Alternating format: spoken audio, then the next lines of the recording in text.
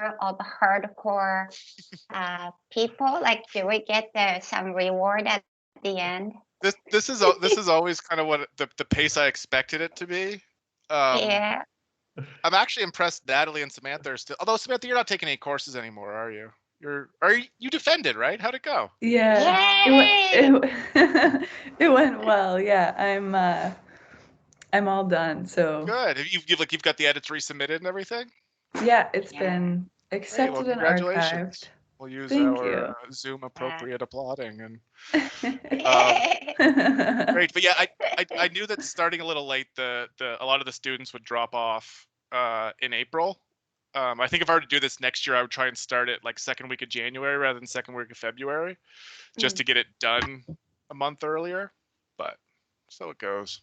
How many more we have? One 10? more. Okay. And then I'm gonna take a little break and think about what to do next. I might start something up again in the summer, or I might wait to the fall. Um, just depends on kind of what I feel like is the best use of time. Because I would like to keep doing this. I want to, at least for the HDNS staff, I want to kind of keep preparing them to use R more and more so we can support our researchers. So today we'll be moving. I was going to do GEE and imputation. Remember last week I punted GEE because we ran out of time.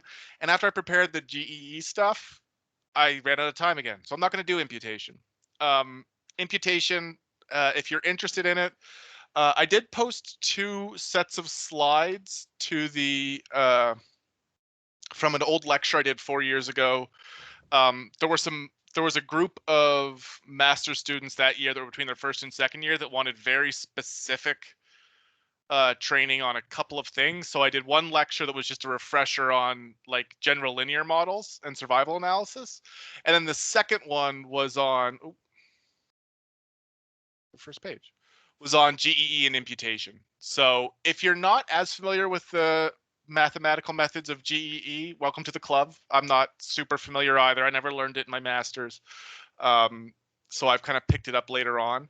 I'm not going to go over a lot of it today, but you can take a look at these slides to see how it works. There's also, if you're interested in doing it in Stata, because this was a CH&E tutorial, there are Stata methods here as well for doing, it's way on. There's some Stata methods here for doing estimating equations, but afterwards there's also some work on imputation. And the imputation is both done in Stata and in R. But I find so there's a package in R called MICE, M-I-C-E, multiple imputation using chained equations is what it stands for. That is like the go-to for imputation. And as well, Sho Podolsky, my master's student, is getting ready to defend his thesis looking at imputation methods. So if you have questions about imputation, I'll just pass you on to him and he'll be able to answer them. I tend to do it more manually, where I find the missing values, I impute them, I stick them back in. Like I don't tend to use functions as much because I want to keep track of things a little easier. So like you could always manually do imputation by identifying the missing values, building regression models for them, predicting them and then plugging them in, or you can use built-in libraries like what's the command in Stata, the MI command, right, is how you do imputation in Stata. Even if you're doing single imputation, that's the best way to go about imputation in Stata. But on to GEE. So the idea of estimating equations is multiple values for a subject. I say over time here. GEE models don't have to be over time, but that being said, I tend to think of them as a time-based solution. And the challenge that arises is the same as mixed effects models. And in fact, estimating equations and mixed effects models are kind of two sides of the same coin. They're different approaches to the same answer. And if you Google, GEE versus mixed effects, you can find a lot of good online discussions on which one is more appropriate for you. It has to do with, do you care more about individual effects or group effects? How much do you care about random effects versus fixed? A bunch of different discussions. So we talked about mixed effects with the LMER and GLMER functions last week. I've tended to prefer the flexibility of GEE, although I will point out that I think in R, the mixed effects models are a little better. Just the functions themselves are a little better. So to explore the data today, I'm going to use a data set called Beat the Blues, B the B. It's a data set. Yeah, I'm going to pull up put this over here. because I wrote down exactly what it was. It's a cognitive behavioral therapy online experiment where they randomized people to either this CBT, online CBT intervention, or treatment as usual, as TAU. So 100 patients, 52 on treatment. Outcome is this Beck Depression Inventory, which is shortened to BDI in most of the material. And then we'll get into the exploration of it. So I want to go over one of the challenges with longitudinal data. I didn't run my code yet. One of the challenges with longitudinal data is the move from long to wide, because you kind of want to do both from time to time, right? You sometimes want it in wide format with one row per user, because that's the easiest way to summarize it. And sometimes you want it with one row per observation and multiple rows per user, because that's how the regression methods are going to be using it. So once this is done, okay, it's done. So if we look at I'll just load the raw data first. Oops, I missed an E. So if we look at the data set itself, see we have whether or not they were on it is just antidepressants. Yeah, so whether they're on antidepressants, how long their depression has been, and this is just a binary variable, or less than or greater than 6 months. Whether or not they received the treatment or not. So these are our three kind of subject level predictors. And then we have 1, 2, 3, 4, 5 time points. So 0, 2, 4, 6, 8 months for follow-up. And you see we get a Beck depression index for each subject for each time point, but a number of missing values. And that's common with longitudinal data, that you get this dropout. So you can see that there are a lot of people who drop out where they lose contact with the program. So the first command I did is, oops. I'm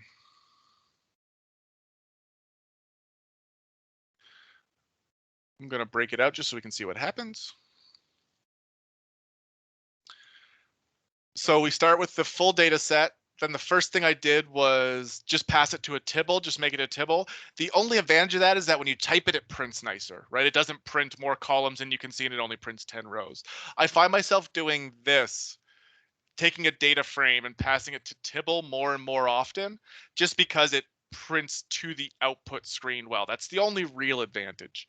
Then the next thing I did is the data set itself doesn't have an ID variable.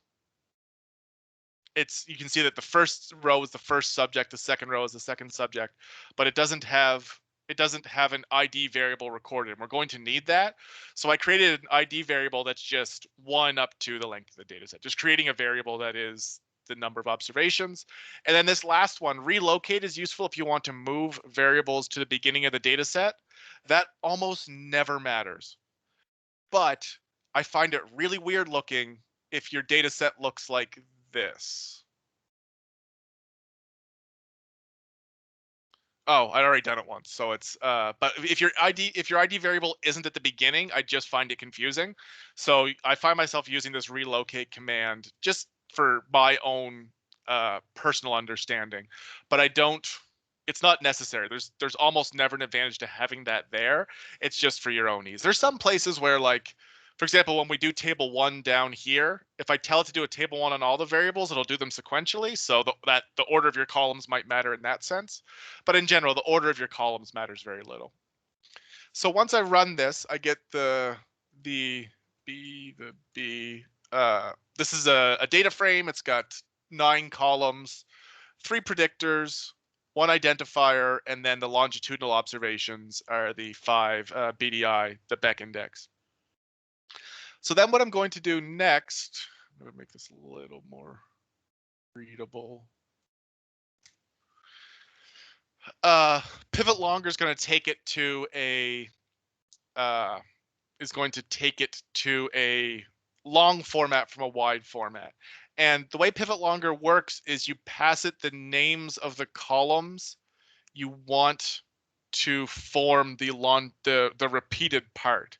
So what I've done here is, rather than name the 5 BDI variables, I've done a minus with the 4 variables I've done a minus with the 4 variables I don't want included in the longitudinal form.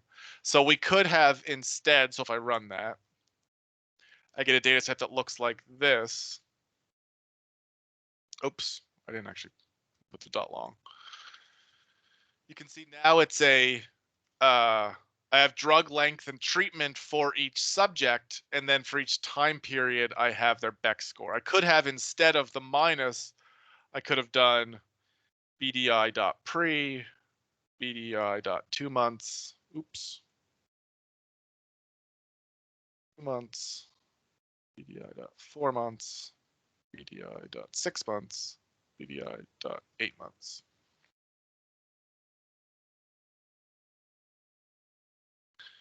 And if I do this now, I get the same data set. It's just, I tend to like the minus, I tend to like the minus approach more, because we tend to have fewer subject specific variables than we do observational variables. So this requires me to type 4 variables. The other approach required me to type 5 variables, really minor difference. But in general, this minus tends to be like ID and 1 or 2, and your data can be very wide. So the wider your data, the more you might, but whatever's easier. And then the other thing I did is, rather than, so when you use pivot longer, it'll make this name and this value, and I just changed them to something that was a little easier to remember. So if we look at this data set, this is what I get. And what this next command does is, I want this variable time. 2 things I want to change. I want to take the BDI dot off of the prefix. Like, I don't need BDI dot for each one. We know it's BDI. That's the only thing it could be. And right now it's a character variable. I want to switch it to a factor. So that's done in 2 steps. So G sub uses regular expressions, and I won't get into too much about how that works. But what this says is, find everywhere where BDI dot was written and replace it with, in this case, nothing. So replace BDI dot with a blank of this variable. So in the time variable, I'm replacing all the BDI dots with nothing. And then I'm taking that object and turning it into a factor with 5 levels, pre, 2, 4, 6, and 8 months. I just wanted to make sure that the reason I wanted to do this is I wanted to make sure that my time variable is presented in the right order, particularly when I do some plotting later. So now when I look at my b.long, I now have time is now a factor variable, where before it was a character, and I've chopped that BDI dot off the beginning. Now the final thing here, I've used a label. So for drug and length, I've changed them. If I don't run that and I just run table 1, you can see I get drug and length here. But if I apply a label to those variables, it then just uses the label in the labeling of them in table 1. So in preparing your table 1s, you'll find yourself, I find the labels really helpful. And the bigger your data set is, probably the more useful the labels are, because it makes it a little easier to keep things straight. So then for table 1, the only thing I want to show you here is this tilde dot notation, which I don't think I've used before. So in any equation, if you go tilde dot, that says replace this dot with everything in the data set. So if I build a regression model that is like mod equals lm y tilde dot data equals dat, this says predict y with every other variable in the data set. It won't include the variable here if it's already over here, but the dot just says use everything in the data set that you're not using. So what I did here was went too far. I just want to delete this. Hop back over to this.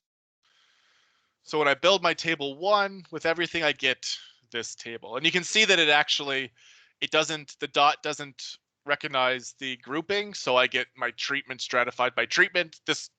These rows aren't the most useful, but it's easier than typing everything out. And this is kind of pre-sorting.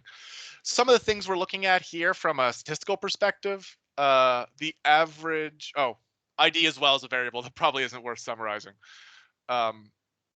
So on depression medication, we see that the people under the Beat the Blues treatment were on depression medication a lot more than treatment as usual. That's surprising considering how the program described itself as being run. Either we don't understand what happened and they weren't randomized to the two interventions, or they just got really unlucky. That's bad luck to be almost 2-to-1 sampling under a really important variable in your model. Depressive symptoms are pretty even.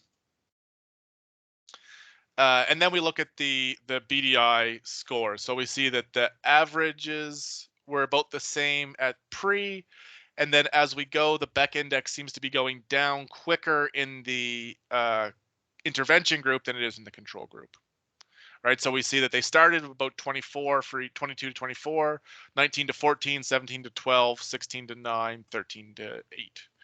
But as with all data projects, before I get into it, I want to look at some visualization. So I'm going to use some ggplots, and these are good ones to look at kind of how we build things over time. So if we go back to the long data, you can see that what we're doing is we want to predict the Beck score, but we want to plot the Beck score by the time score for individuals, because I want a bunch of line plots for each person. So if we do that like this gives us the plots, but we don't have any grouping. So if we do the grouping,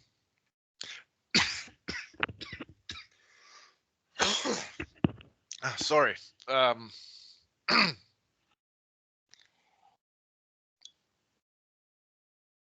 And there are a couple things to note here, is that not a lot to see from individual plots. It's hugely variable. We have a lot of up and down slopes. You know, if you really squint your eyes and try and convince yourself, you might be convinced that it's going slightly down over time. But the first thing that jumps out to me is just the huge variability in the Beck. And I don't know a lot about the Beck Depression Index, but scores between 45 and what looks like 1 are pretty significant, right? Huge variation over time for individuals. So what I want to do is I want to add a. I'm going to get rid of this part for a second. On that, I want to add a smooth to it.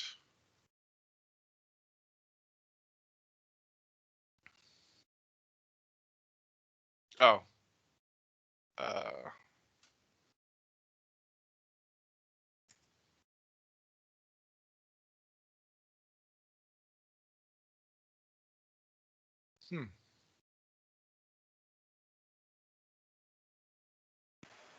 This is like one of those Pinterest nailed it things. Yeah. Yeah, so that proves it, right? What on earth happened? Well, anyway, I did already get it to work. So I think it's a problem I had with the color being in multiple places.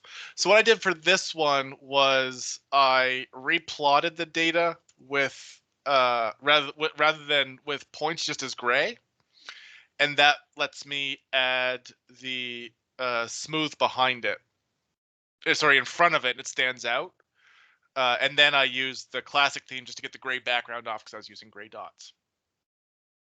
So if we look at the plotting, then the final thing I did is this GG arrange is useful if you want to put multiple GG plots on a single figure. So like this figure it's one picture, it's not two pictures. So if you want multiple GG plots on a single plotting space on a single canvas, GG arrange is the command to do that. And it's kind of like the way we had par mf row is the way to do it in base plotting, and this is the same thing. It specifies the number of rows, the number of columns, and how they populate.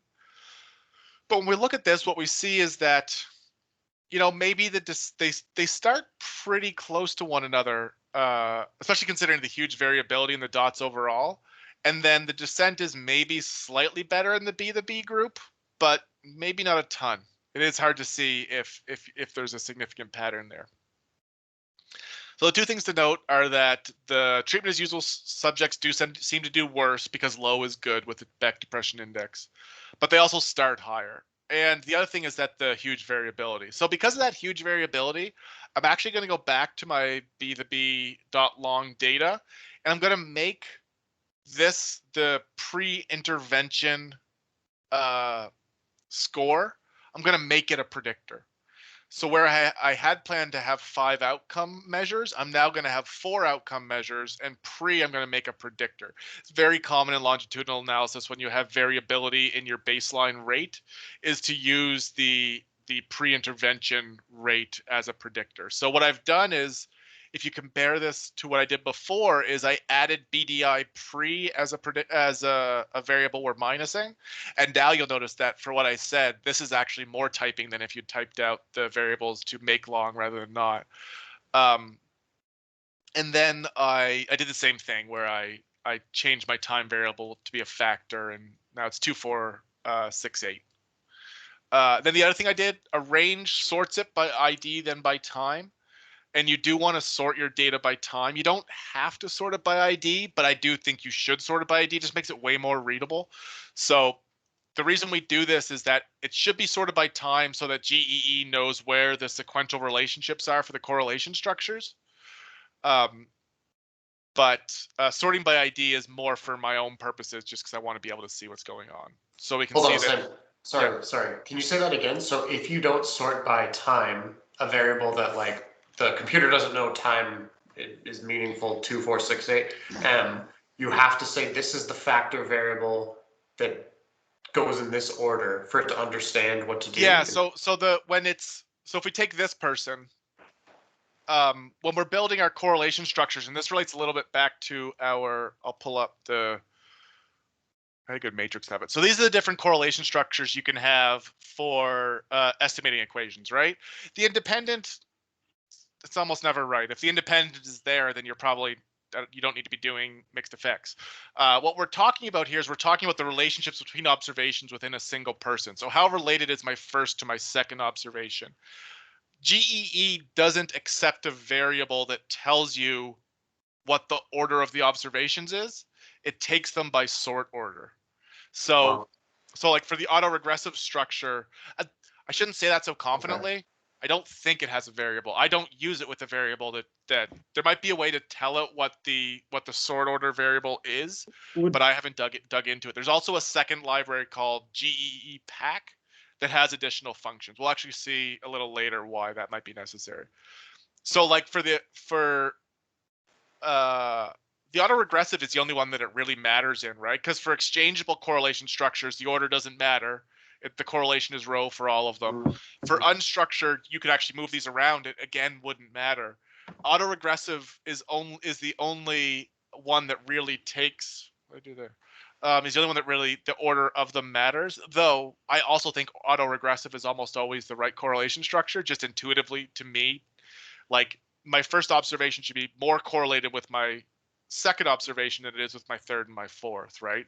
My BDI measurement at 4 months should be more correlated with 2 and 6 than it is with 8. And the way autoregressive works is it estimates a single coefficient row and then exponentiates it based on distance from the original observation. Sam, would it be different if it was a date instead of factor?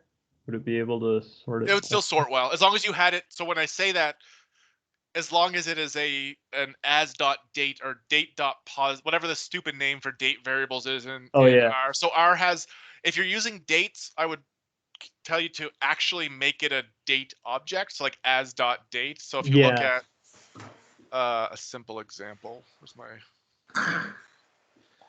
equal 21 423. So that's a date, but if I look at the class of x, it's a character. If I pass it to if I make x2 equal as dot date of x. Oh, whoops. And it's x2 looks the same, but if I do the class of x2, it's an actual date. Yeah. And so yeah. the nice thing about actual date objects is you can do date math. So if I say, Yeah. you know, if I do x2 minus as dot date 2020 2021 0422, Yeah. it gives me the time difference in days, so it does math. And if your date object has hours, minutes, and seconds in it, it can do that. So yes, but if you're using the actual date objects, it will sort them correctly. If you sort okay. them, it'll sort them correctly.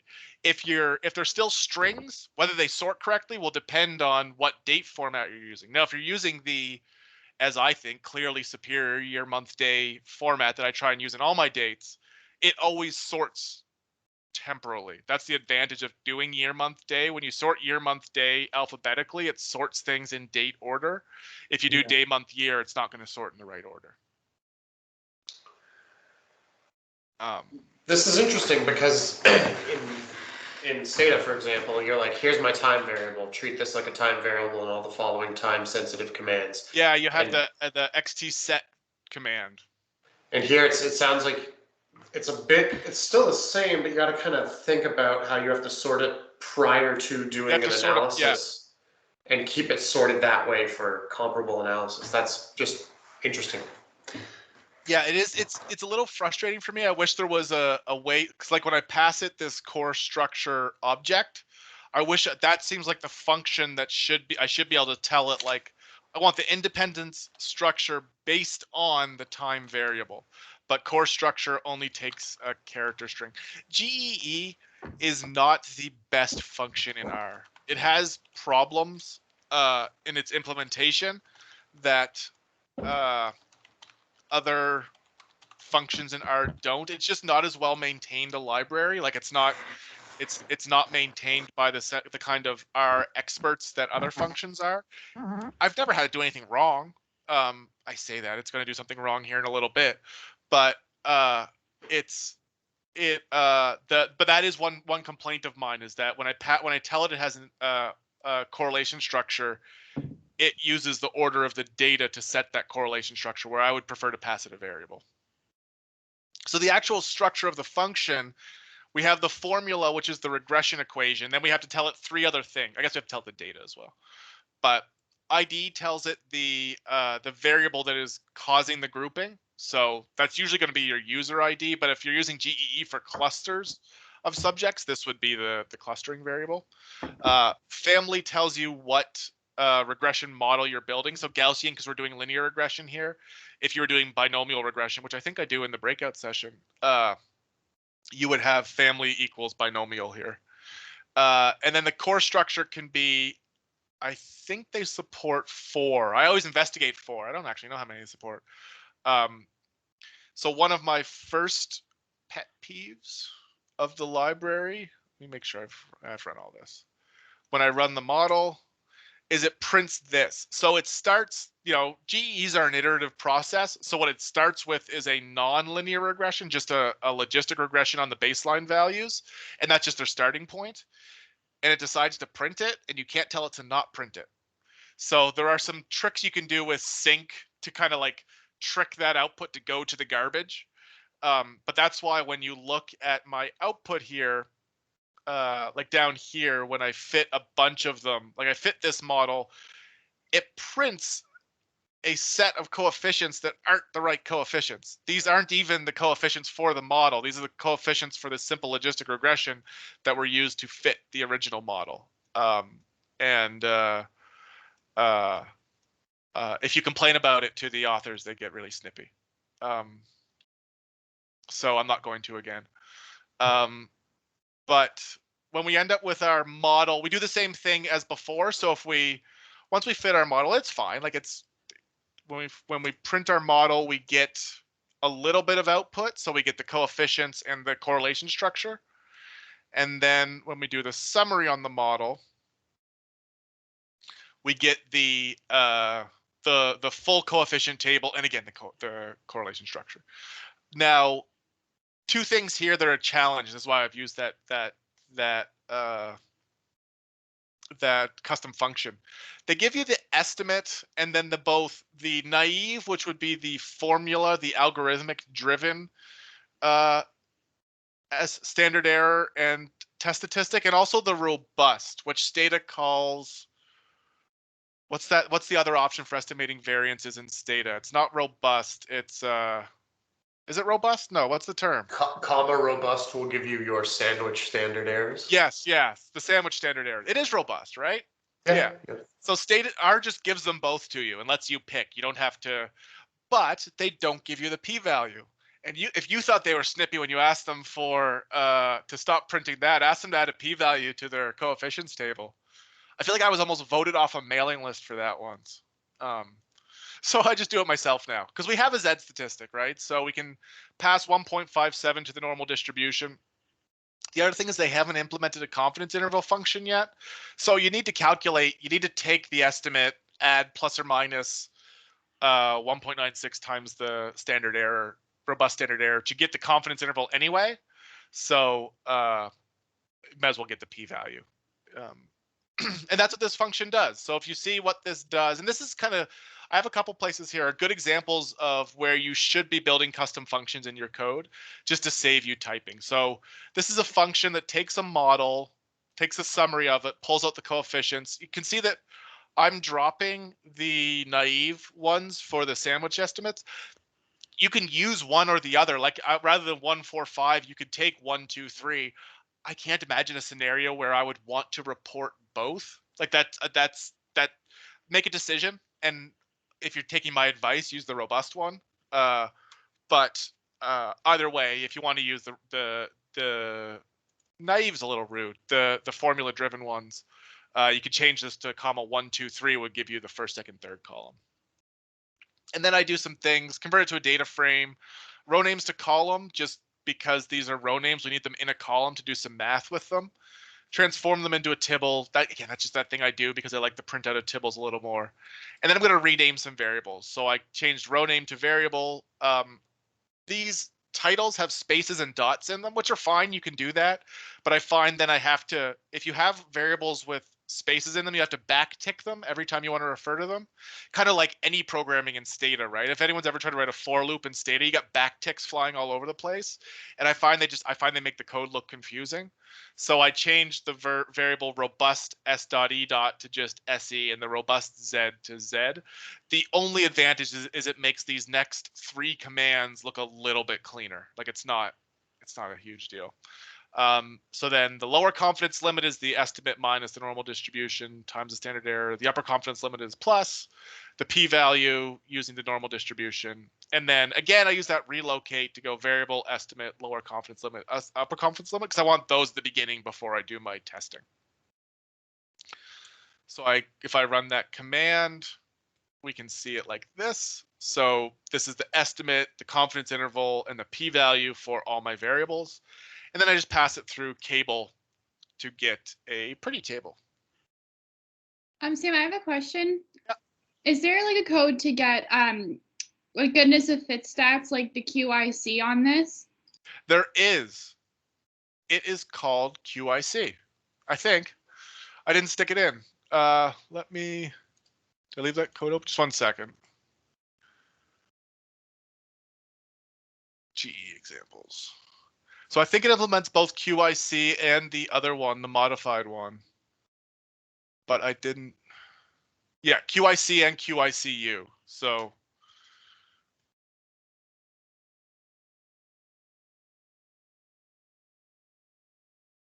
oh, those from a different library? They're from a different library. So there's a second library called MUMIN. I'll stick that in here. And so I can do QIC on Motto 1 and QICU on Motto 1. And I can't remember what the difference is. Oh.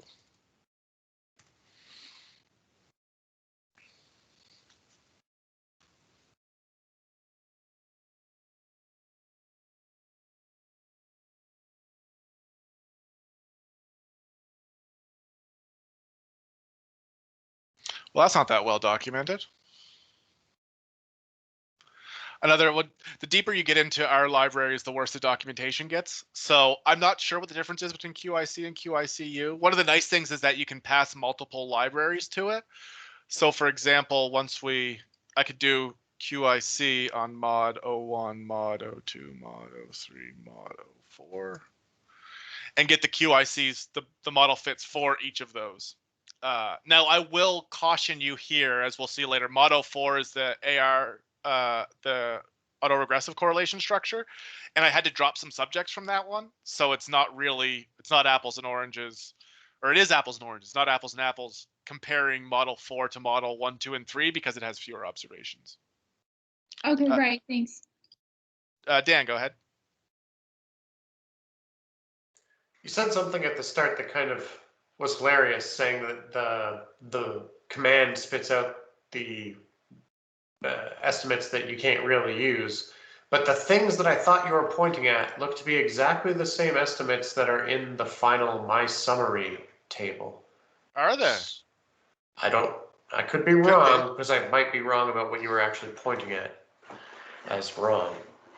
These things. Okay, Yeah. so these are not model coefficients we're going to use, you say? But they look like the things labeled They look the same, coefficients yeah. here. So maybe you were hating on the mailing list too hard for something that you had pulled out rather than something that's reported by default? Or is... No, so what happened was that because of the independent correlation structure, that's an interesting result. So because of the independent correlation structure, there was only one iteration on the Okay. well, so because of the independent correlation structure, the results of the logistic regression were the same as the results of the estimating equation, and the only thing that's probably different is the way errors were calculated. If we compare that to Motto 2. And I'm going to take a little bit of a risk here and say this is different before I look at it. So these, you can see these are still the same as what we got the first time. Yeah. And then if we do a summary on mod 02, we can see we had 5 iterations. So the estimates changed slightly. You win again, Stuart. Well, I do want to now think about more about what are the implications there of, if you have an independent correlation structure, does it ever iterate? But does the nature of an independent correlation structure mean that the estimates are always the same as the standard logistic model, and all that changes is the way it estimates standard errors? I'm willing to bet that there is some reference somewhere like Ziegler and Liang that shows that the GEE correlation structure simplifies in the presence of identity. I feel like that's something I would have learned in a course from a professor teaching on a chalkboard when I was at Waterloo. So I actually had some very technologically advanced teachers at Waterloo. I shouldn't throw shade. It's a couple years ago. You have to treasure these professors' words. They're the valuable. other thing I'll mention here is that I don't know why I bothered doing all this with the independence correlation structure at the beginning, because it's not a good correlation structure. It's almost never the way you want to run your model. There probably are places that make sense, but if you're doing a GEE on temporal data, it's because you think there's a relationship between your temporal data. You have to fit that into your model somehow. So the other models I built were 02 was exchangeable and 03 was unstructured. The problem with 04 is it breaks down. And it breaks down because we have some subjects that only have a single observation. So there is no correlation structure. I don't think it should break down. I think it should still be able to run with those people in it. And I think that's probably an implementation problem. But I haven't dug around enough to see if how much of a difference it makes. So what I did here was I built a second data set that takes the B long model, drops the missing values, and drops anyone that only has one observation. So only keeps people that have more than one observation. And when we fit this on B2, we get a fit. It works. But what you'll see is that mod 02 has 280 observations, and mod 04 only has 256 observations, right? We lose some people. So mod 04 loses everyone that didn't come back for month 4, right? They had to have at least 2 observations to be in the data. I'm going to do a little bit more work to see if anyone's figured out why that's the case and if there's a better solution to it. There is a question on how much value there is in including people that only have 1 observation, but I feel like that should be my decision, not the program's. And it seems like an implementation mistake to me, but I don't have the time to go into it. So to print out the results, this is another just one of those cases of a short function. So rather than pasting this each time, I put it in a function, I pass a variable to give a different caption to each of them, and now I can print each of them with a single function. If you're pasting code if you're copy and pasting code, you should consider using a function, because it lets you, if you want to make change to what you pasted, you only have to change it once if it's within a function rather than twice if it's not in a function. That being said, this is one of those things where, like, if you use the function, you'll never change what's inside it. And if you don't use a function, you'll be changing it constantly. There's definitely a Murphy's Law here where, like, regardless of what you pick, it'll feel like the wrong decision. But here we can see the results of the models. As I said, I'm always biased towards the autoregressive correlation structure. It just intuitively makes sense to me. And as we saw from the QIC, the fit statistics, they were fairly similar. They were all in the 290x range. The other thing you'll find, and there's some literature to support this, is that if the correlation structure is significantly changing the value of your estimates, that does suggest a sample size issue. Your model shouldn't be hugely sensitive to changes in the correlation structure. So and I know this data is underpowered for its sample size, but we'll ignore that for a bit. And what we see is that that variables matter. As we might have expected, your pre-study Beck index is the strongest variable and has a half-point effect on so every unit increase in your baseline is a half-unit increase in the effect on your following values. Not surprising. Treatment was significant, though treatment was effective, though its significance varies depending on which correlation structure you're in.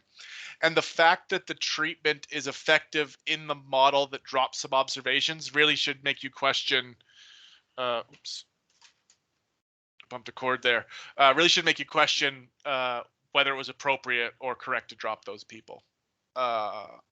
Duration of depressive symptoms wasn't significant, and being on antidepressants wasn't significant.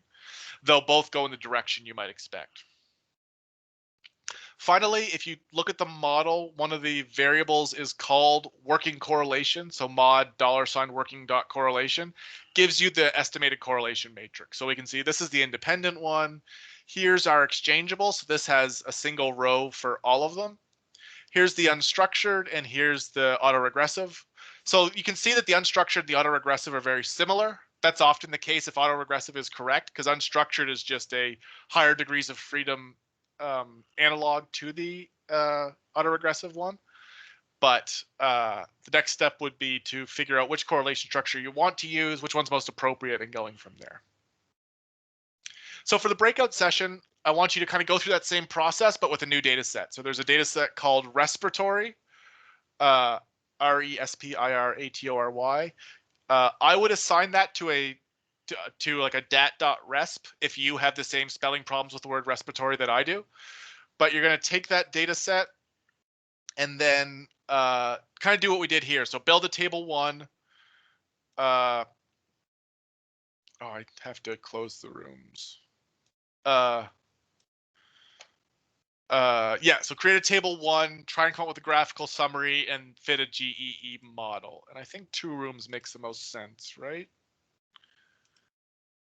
9 other people.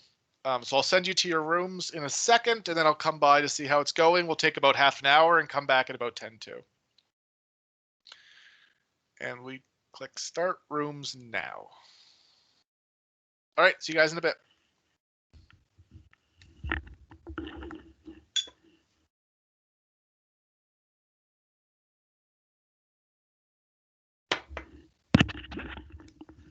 I always forget how long this takes. I can hang out until it's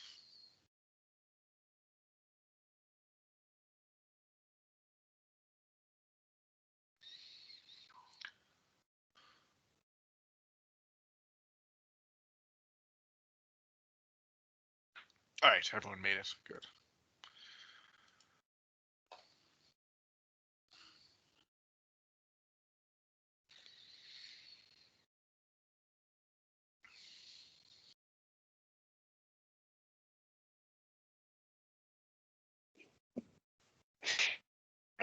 Oh, Oh, Yukiko, are you still here?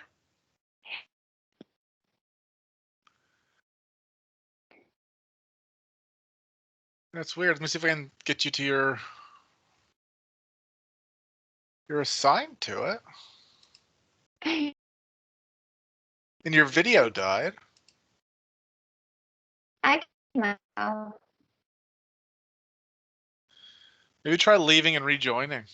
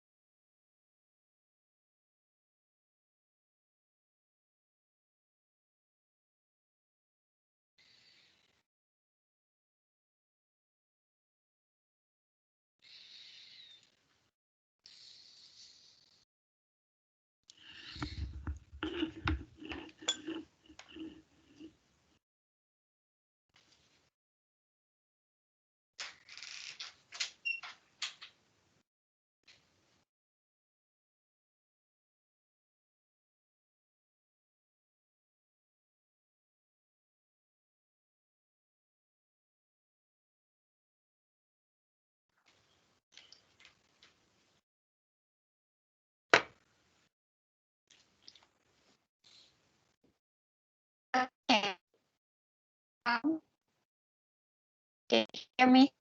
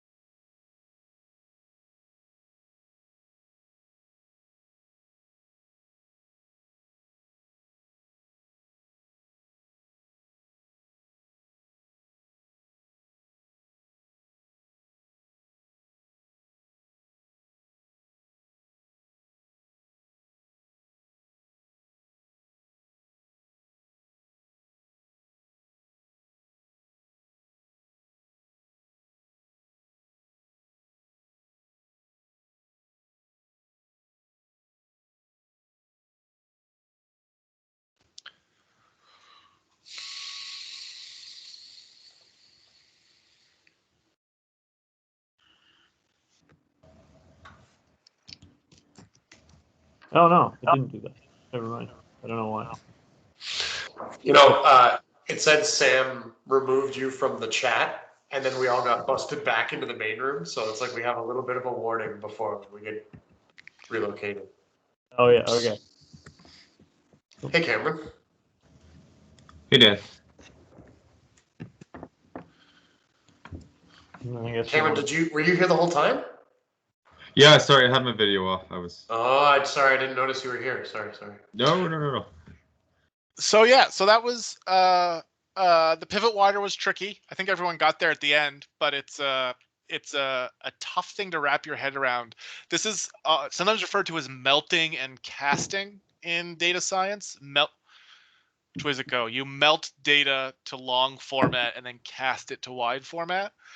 And it's tricky to work your head around. What I like pivot longer and pivot wider more than there's a library in R called Reshape, and then Reshape 2 is the improved version that are non-tidyverse ways to do this. So there's a function called melt that can make wide data long, and a function called decast, I think, that can make long data wide. I find pivot longer and pivot wider are a little more intuitive in how they work.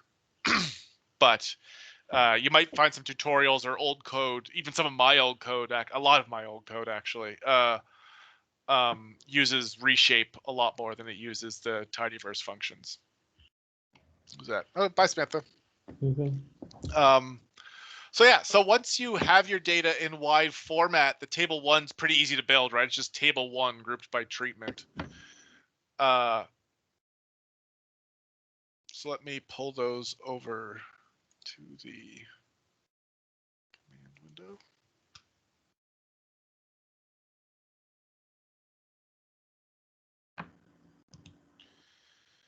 And I guess I'll share my screen here.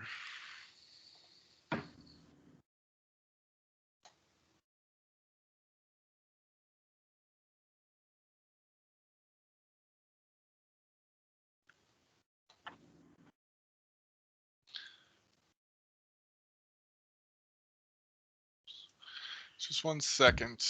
I'll show you the GEE code right away because I know we're almost out of time, or we are out of time. And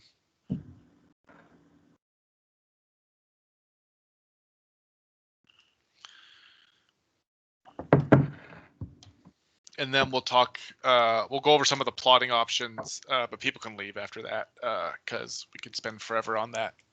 So for the GEE model, some of the things we're going to do is I'm going to use an AR correlation structure. Use whatever correlation structure you want and probably investigate multiple, but I decided to use the autoregressive structure.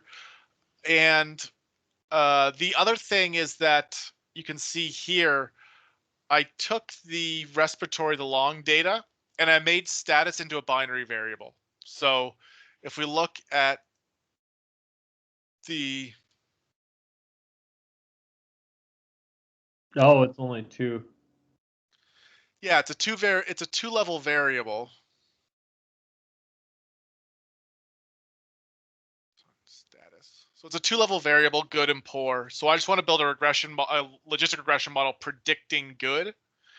And the problem is that GEE doesn't take factor outcomes correctly.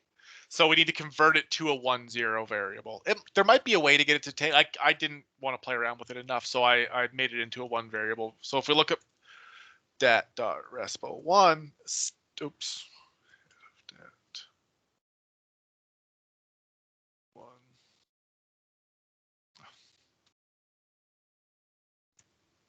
We can see that status is now a 0-1 variable. So it still works. It's just the function wants status to be a binary variable rather than a factor variable.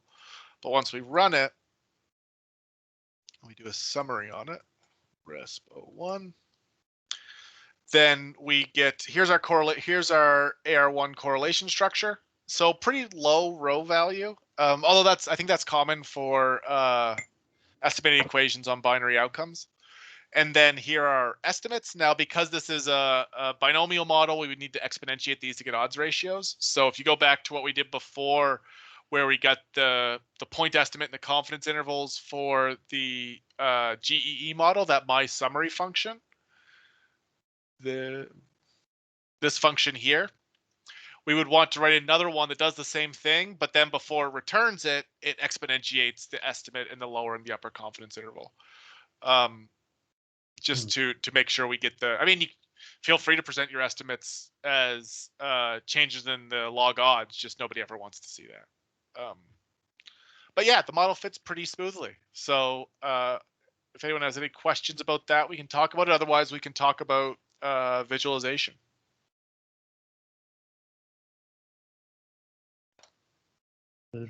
Visualization.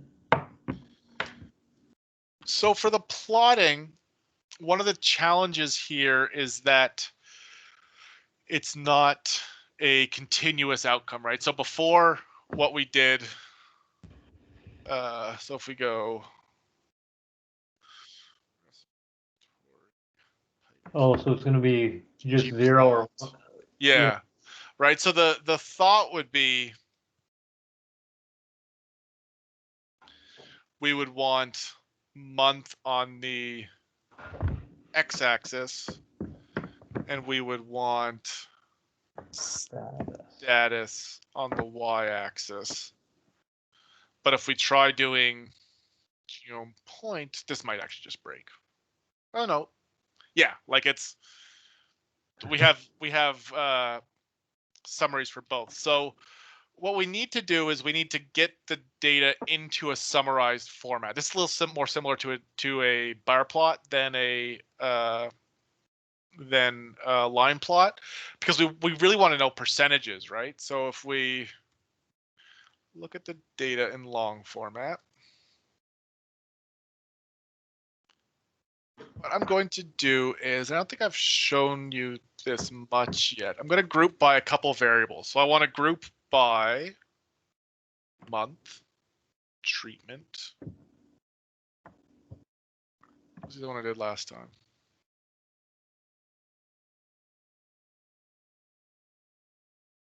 Is that it? I think that's it. Put that into summarize. So summarize will give you a summary of a variable, and if you've grouped things, it'll give you summaries of each group within that variable. So I'm going to summarize, and I'm going to do poor equals sum status equals poor. Oops, that should be in quotes. So what this gives me is that for each month, the number of people on placebo and on treatment that had a poor status. And if I change this to good, I want to do both. Good equals sum status equals good. No, sum. You wrote Sim. sim. Yeah, so now like this is kind of like the 2x2 table structure, right? So I could do a bar plot of that. So if I do something like pivot longer, or calls, is that it? Good. Yeah. So now I have for each month, each treatment and placebo. For the poor and good, I have a count. So now if I pass that to ggplot, my X should be month, my Y should be value. And then I do geom bar. It doesn't work because I made a mistake. Oh, this is the there's something weird. You have to pass a variable when you're there's an argument you have to do something equals identity. When you're telling position stat equals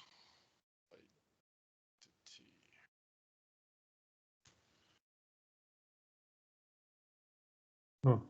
All right, well that didn't work, but we're getting somewhere. Is it graphing all the goods and all the poors in one graph for each time? Yeah, it looks like it's added them together, right?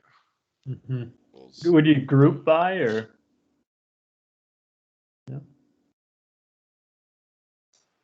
dodge. Yeah.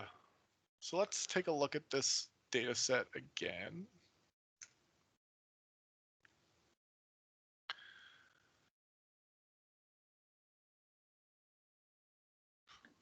Name. Yeah. Name, maybe? Yeah, I don't know, why not? Yeah, there we go. We're getting something. If you did color, I don't know. Yep, that's almost always, if you're not happy with the results of group, it's often helpful to do. Or Oh, fill, and I then guess. that's the fill.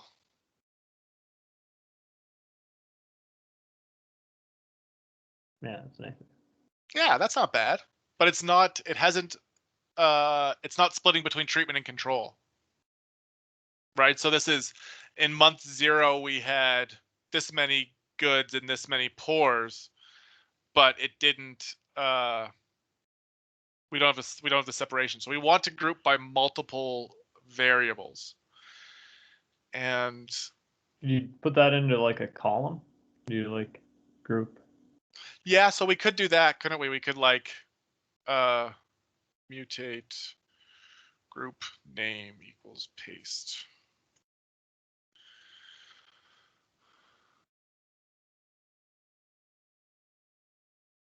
Treatment.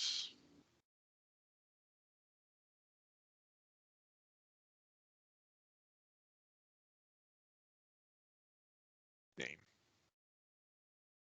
So we've created a column that's placebo poor, placebo good. And then if we were to pass that here, No. I'm missing a pipe.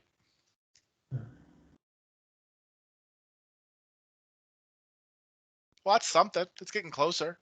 There is actually, I'm gonna leave that mutate in there. There is a way to group by multiple variables,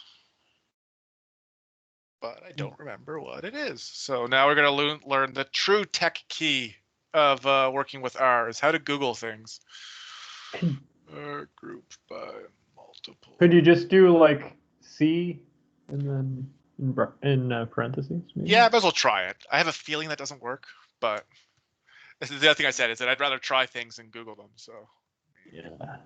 Oh, you may have to put them in quotes. it says that it will only let it be. We can try it. Oh yeah. Yeah, it doesn't Yeah. let you. I'm actually gonna leave that there because I bet you it's Something similar. one of the things I find with the tidyverse is that there's a function I don't know. So there's probably a function here. Yeah. Biostats. This is a discussion forum for me. This looks like it's just stolen from Stack Exchange. Gather. Yeah.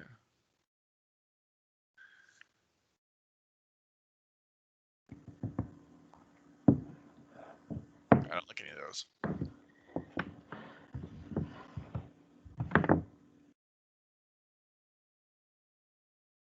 Stack Overflow is almost always where you want to end up. Tends to be where the best answers are.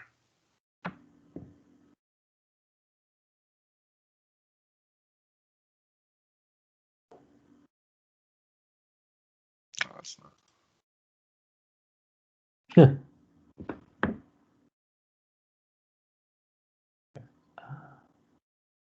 It's interesting.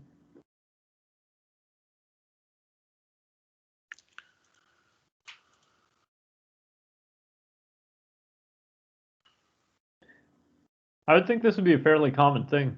Yeah, I haven't hit the right keywords. Oh, I find when you find yourself in the R Studio community, you're at the wrong place.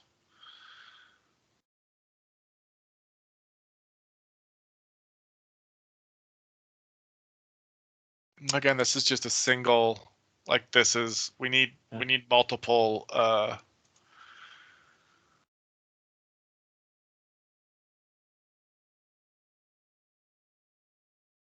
What if you when you did the group by do you want to, if you do group by and fill, would that by the, because I think when you Yeah, did well, yeah, you could do group by.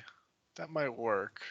like when you made that new variable, you were still filling it by the, I think, if I remember, the status. If you filled it by your new variable instead, that gives the treatment.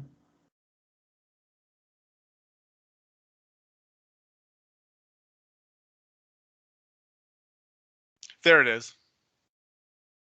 There's a command called interaction. Oh.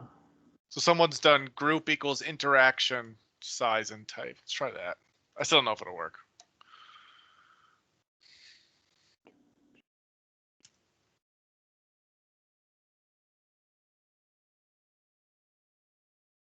It's a little better. Didn't I solve this yesterday?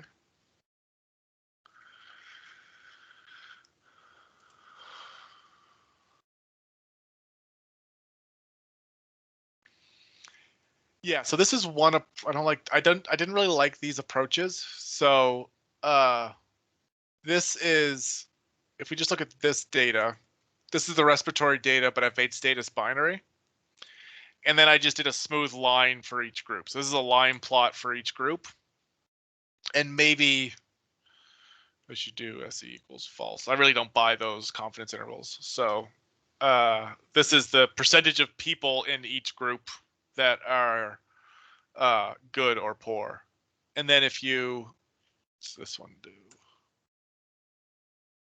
This is the same thing, but just with dots on it.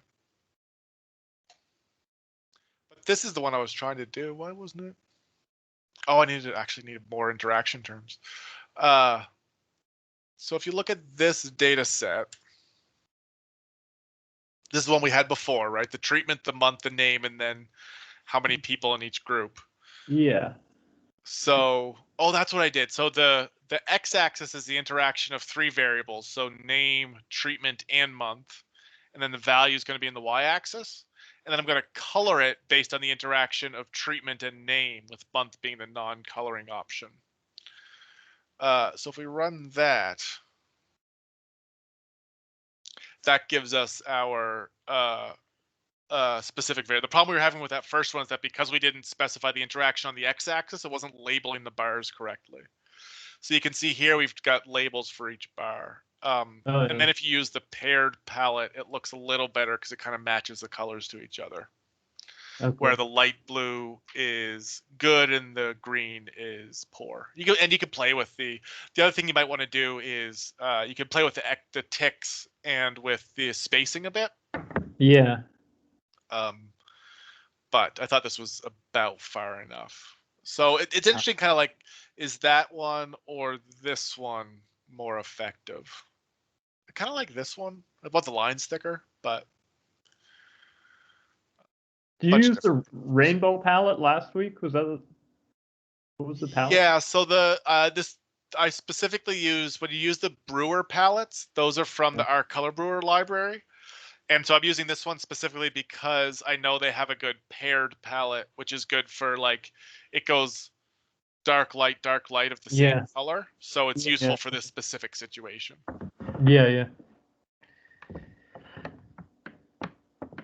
Green and the blue.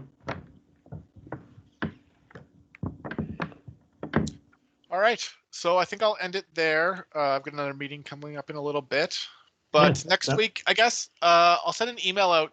If you guys have any, I'm going to talk about non-standard data structures. So I was going to do either XML or JSON objects. If you have any, I'll send an email out just to see if anyone else has any. If you guys have any projects that are using either if they're using XML or JSON, we'll go over them. But if they're using some other kind of non-standard data structures, we could go with that instead. Otherwise, we'll just XML and JSON are a tricky thing to work with, and there's a lot of interesting stuff out there. So I might do something just with e-utilities, like pulling stuff from PubMed. Oh yeah, I think I was using I was going to use a JSON for something, but then I found the other data in CSV, and it was... Yeah, that's often the case. If an object is represented in XML or JSON and could be represented in CSV, you're better off taking the CSV version, because that means that there's a more efficient way.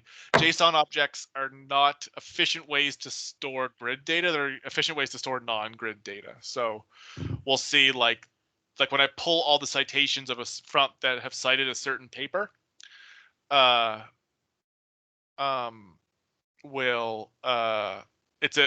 a good example of a place where you can, each of the papers, there's so much information there.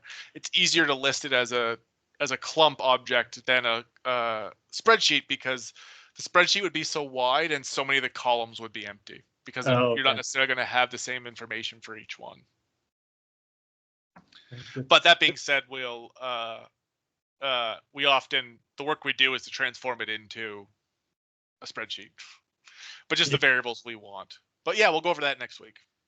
Sam, would that be all right if you posted the solutions file to the? Yeah, I'll post the week 9 breakout code in the. Actually, I'll push that right after I'm done recording. Awesome. All right. Thanks, Sam. Have a good weekend, guys. I have to stop recording first. I think Thank I you. do.